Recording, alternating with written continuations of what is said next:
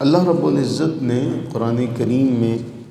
جو اصول ہمیں عطا فرمائے، آج بدقسمتی ہے مسلمانوں کی کہ وہ ان اصول کی پابندی نہیں کرتے، ان اصولوں پر عمل نہیں کرتے، اور اس کا نتیجہ یہ نکلتا ہے کہ لوگ یا جو لوگ مسلمان نہیں ہیں ان کی طرف سے تنقید مسلمانوں پر ہوتی ہے، لیکن نشانہ ان کا اسلام ہوتا ہے۔ حالانکہ بڑی خوبصورت بات کسی نے کہی کہ آپ نے اگر صحیح نظر سے دیکھنا ہے، تنقید بھی کریں تو آپ اسلام کے اندر کوئی خامی تلاش کریں۔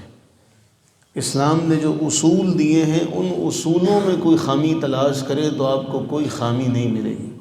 اسلام نے جو سسٹم دیا وہ ایسا سسٹم ہے کہ 1400 سال کا عرصہ گزر چکا ہے، اس میں کسی قسم کی آپ کو کوئی خامی، کوئی فیلئر نہیں مل سکتا۔ اگر آپ مسلمانوں کو دیکھیں گے تو مسلمان تو پوری طرح سے کامل و اکمل طریقے سے اسلام پر پابندی نہیں کر رہے۔ حالانکہ اگر وہ یہ سوچ لیں، ہم سارے مسلمان یہ سوچ لیں کہ ہمارا یہ عمل جو ہے نہ صرف ہماری بدنامی کا سبب ہے بلکہ اسلام کی بدنامی کا ذریعہ بھی بن رہا ہے، تو ہم سارے اس پر سنجیدگی سے سوچیں گے کہ ہمارا اسلام تعلیم کیا دیتا ہے۔ تو دعا کریں اللہ تعالیٰ سے کہ اللہ تعالیٰ اپنی رحمت کا صدقہ ہمیں صحیح، وہ جو قرآن نے ایک جملہ کہا نا، اسلام میں پورے داخل ہو جائے، تو اللہ تعالیٰ ہمیں اسلام میں پورا داخل ہونے کی توفیق عطا فرمائے۔ مسند احمد بن حنبل کی حدیث نمبر ہے 7522۔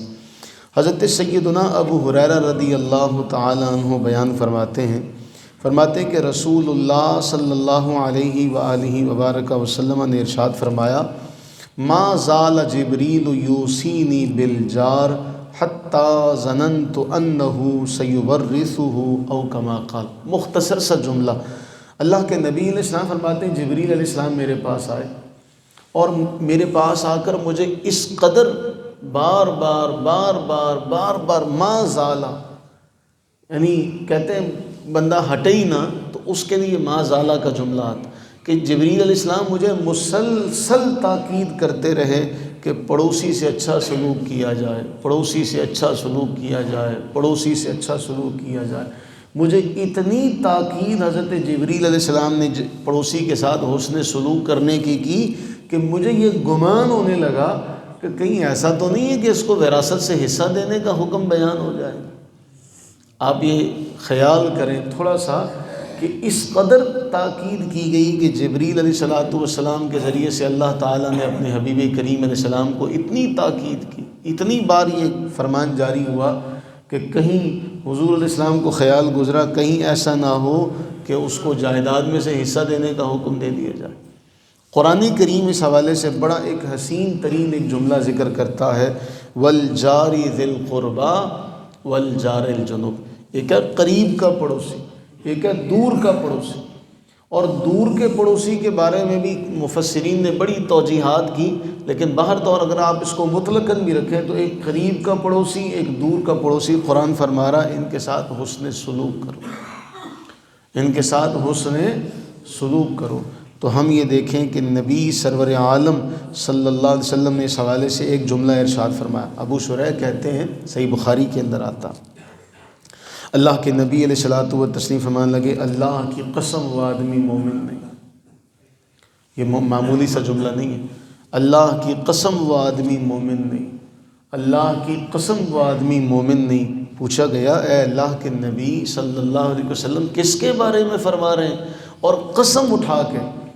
قسم کی تاکید کے ساتھ فرما رہے ہیں کہ وہ آدمی مومن نہیں۔ اللہ کے نبی علیہ الصلوۃ والتسلیم نے فرمایا، جس کا پڑوسی امن میں نہیں ہے، تکلیف سے، شرارتوں سے، اس کی تکلیفوں سے، اگر وہ امن میں نہیں ہے تو پھر وہ شخص مومن نہیں ہے۔ یعنی معلوم یہ ہوا کہ اسلام پڑوسی کے حوالے سے یہ فرما رہا ہے کہ اگر تمہارا پڑوسی تم سے امن میں نہیں ہے، اگر وہ تم سے شرارتی ہے، خوف کا شکار ہے، تو پھر تم مومن نہیں۔ اور ہمارا دین کیا کہتا ہے؟ بڑا حسین جملہ ہے کہ مسلمان تو وہ ہے جس کی زبان سے، جس کے ہاتھ سے لوگ امن میں رہیں، وہ شخص مسلمان ہے۔ تو ہم یہ دیکھیں اگر اس پیرامیٹر کو یاد کر لیا جائے تو دنیا بھی تنقید کرتے ہوئے یہ خیال کرے گی کہ اللہ کے نبی نے تو اسے مومن کہا ہی نہیں، وہ 100 بار کہتا رہے اپنے آپ کو مومن۔ کوئی شخص کہتا رہے بھئی فوج کی وردی پہن لینے سے، پولیس کی وردی پہن لینے سے کوئی شخص جو ہے وہ پولیس والا تو نہیں ہو جاتا، یا یونیفارم پہن لینے سے کوئی شخص جو ہے وہ اس ادارے میں تو نہیں چلا جائے گا اگر اس ادارے کا یونیفارم پہن لے گا۔ تو اللہ کے نبی علیہ السلام نے بھی ایسے شخص کو مومن نہیں کہا، فرمایا یہ شخص مومن نہیں ہے۔ تو وہ شخص 100 بار کہے کہ جی میں مومن ہوں، اس کا حلیہ مومنوں والا ہو، لیکن اصل میں وہ شخص مومن نہیں ہو سکتا۔ اللہ سے دعا فرمائیں کہ اللہ تعالی ہمیں وہ تمام امور کرنے کی احسن طریقے سے کرنے کی توفیق عطا فرمائے جن کے کرنے کا اللہ تعالی اور اس کے حبیب کریم سرور عالم صلی اللہ علیہ وسلم نے حکم دیا۔ ہم ذمہ داریوں سے بھاگتے ہیں، ہمارے معاشرے میں یہ ہوتا ہے کہ ذمہ داری جو ہے نا یہ سب سے بڑی ذمہ داری ہے، اس سے جو بھاگتے ہیں پھر وہ پیچھے ہٹتے چلے جاتے ہیں پیچھے۔ اور بابا جی اشفاق اللہ تعالیٰ ان کی قبر پہ کروڑہ رحمت نازل فرمائے، انہوں نے ایک بڑی حسین مثال دی تھی کہ گناہ کا راستہ ایسے ہے جیسے شخص کوئی پہاڑی سے نیچے اتر رہا ہو، کہ ایک قدم رکھے گا تو دوسرا خود بخود رکھا جائے۔ کوئی شخص گناہوں کی طرف چل پڑے، نیکیوں سے دور ہو، ذمہ داریوں سے بھاگے، تو پھر وہ ایک سے نہیں، پھر وہ دوسری سے، تیسری سے، پھر آہستہ آہستہ بالکل دور ہوتا چلا جائے گا۔ اللہ تعالی ہمیں دین اسلام کے اندر پوری طرح سے داخل ہونے کی توفیق عطا فرمائے، ہم سب پر اپنی رحمتوں کا سایہ کیے رکھے، آمین ثم آمین۔